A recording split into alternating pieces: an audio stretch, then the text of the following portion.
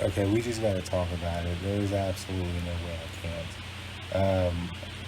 There's fanboys on Twitter. We all know this. There's fanboys on YouTube. There's fanboys on Twitter. They're everywhere. You can't get away from them, okay? However, one thing about me is um, I tend to like to interact every once in a while with a fanboy just to see what they say or how they perceive things. Somebody said you just gonna overlook Horizon 5, the Forza racing game, as an important game that comes out in a couple of months. And my opinion on the Horizon games is, with nothing against Horizon, Christ, I have all five of them on my hard drive at the moment, which would indicate, that I actually enjoy these games. I think I have footage of me playing these games either on this channel or, well, no, not Twitch anymore, but I'm pretty sure I have a gameplay footage on this channel of Horizon. If not, I'll probably get one here sooner or later. Or it might be being used during this voice recording. You dig what I'm saying? But what I'm saying is, when it comes to certain things, um, especially when it comes to gaming, sports games, regardless of the sport, it doesn't matter, only stay hot for a couple of months, and we're talking lucky if you get a quarter of a year. That's 3 months. You're lucky if you get that.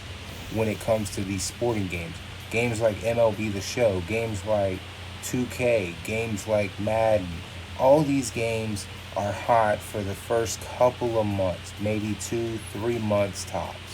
Then there's a price cut, usually 50%, maybe more, depending on the game.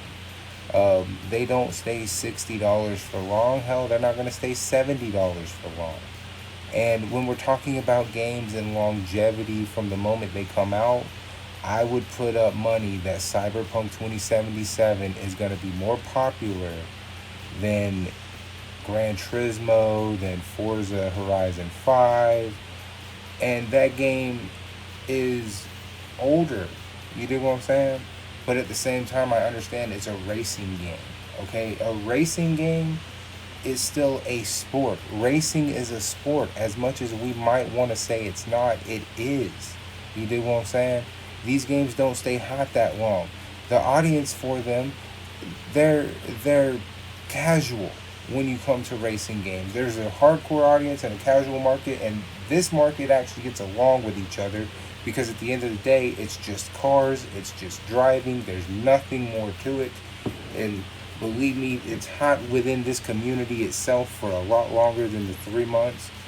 But at the same time, it's understood that it is a driving simulated game. There is no real special reason for you to play these games outside of being just casual plays, unless you're one of those, like with me, when I get into driving on like Mario Kart, where I get competitive and shit like that, or even when I play Horizon, I get competitive, talking shit to the other PCs and shit like that, like, oh, I just passed you, but like, I do that because that's just part of the game. But it's not enough for me to go, I'm gonna play this game nonstop every day, all day, and expect some, because I know there's nothing more to offer outside of me driving and then me choosing the car and possibly upgrades to the car. There's not a whole lot here.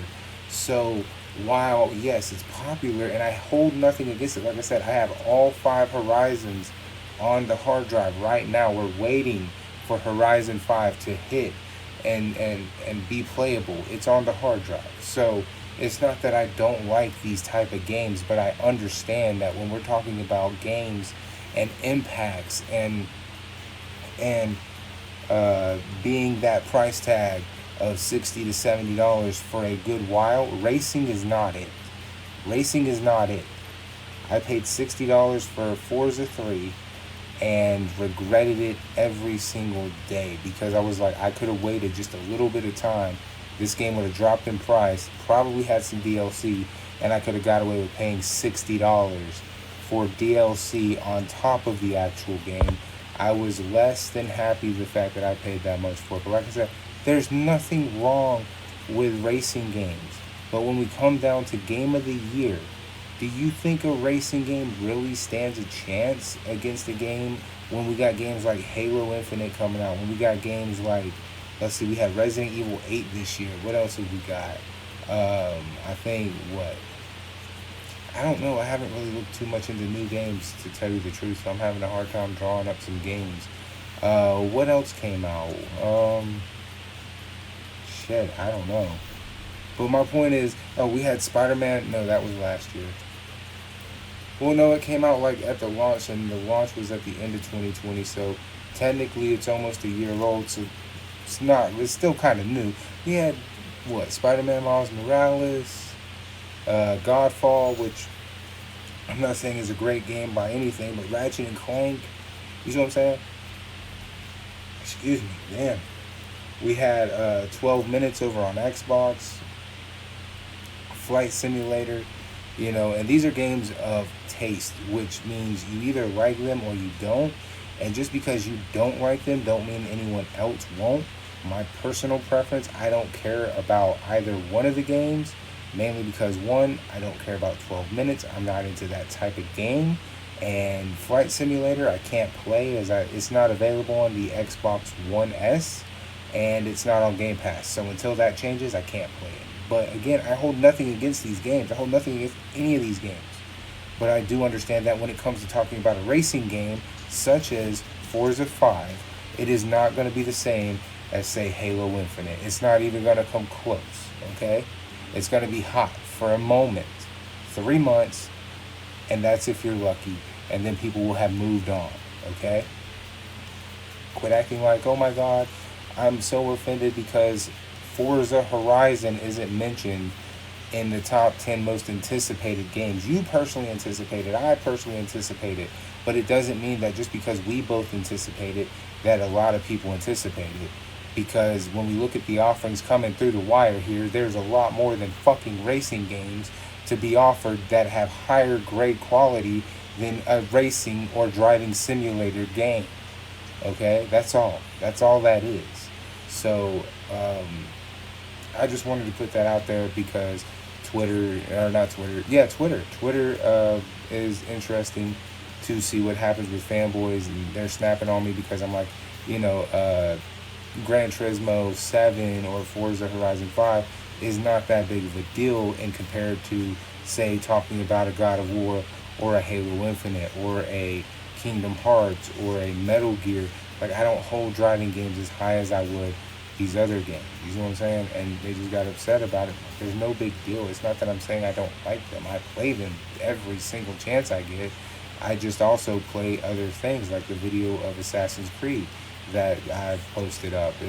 I play Assassin's Creed more than I play driving games because I want to play a story. Driving games are literally when I am absolutely out and just want something to do with nothing to think about. You see what I'm saying? That's where driving games for me come in. You could be different, but like I said, there's a very, very, very niche market of hardcore driving enthusiasts out there when it comes to driving simulator. I'm not saying they don't exist, but when we look at it at a logical standpoint here, it's very much a casual genre in gaming. It's very much a casual genre when we look at driving and racing and sports games versus these other games.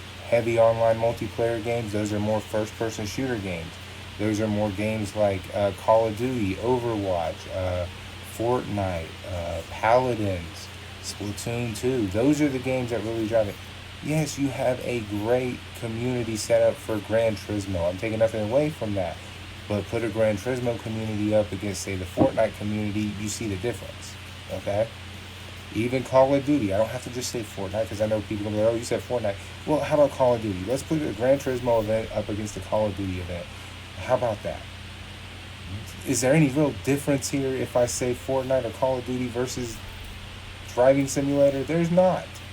Okay, so whichever way you want to put it, at the end of the day, there's going to be way more people interested and more invested in the first-person shooter multiplayer online games, or even just story-driven first-person games. It doesn't matter.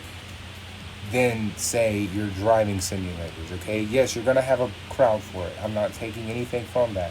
I'm just saying, logically, when we look at this, yeah, it's anticipated, but it's a select anticipation. That means if you anticipate Gran Turismo 7, you might possibly also anticipate games like God of War, games like Horizon Forbidden West, which also have a higher stance in your personal preference of what you're super excited for. Because if we talk about God of War, you might be willing to talk for an hour. We talk about Gran Turismo, you might be willing to talk for a few minutes. If we talk about Forbidden West, you might want to talk for hours on end. There's a difference between being hyped for something that you can sit around and talk hours and hours and hours and hours on than something that you just speak casually on with your friends in a small group. There's a difference, okay? So I just wanted to put that out there. I got nothing against the driving community. I'm part of that community. Like I said, I play Mario Kart 8 Deluxe. I still play Mario Kart 7, even though the hacker community took over that game and you can't really play it online no more. I still play my 3DS, yes, of the Mario Kart. I love Mario Kart. I still play Forza Horizon. That is a tongue twister for me to say. I'm sorry. I still play part 1, 2, 3, 4. I got 5 ready to go when it launches. Like I said, just wanted to make this known because it's like I don't see how this could be confusing, taking nothing away from driving games. But when we look at truly hype next games coming up, driving simulators are at the bottom of the list. Very bottom of the list. I was super hyped to find Cruising coming back. I don't have it yet. I was not there to buy it day one. See what I'm saying? But I was super excited about it. Even had a video on here talking about Cruising. So you can't say that, oh, I'm biased against driving games when there's evidence of me playing them and enjoying them as much as I enjoy playing any of the following games. You know what I'm saying? So anyway, guys, until next time, as always, hey.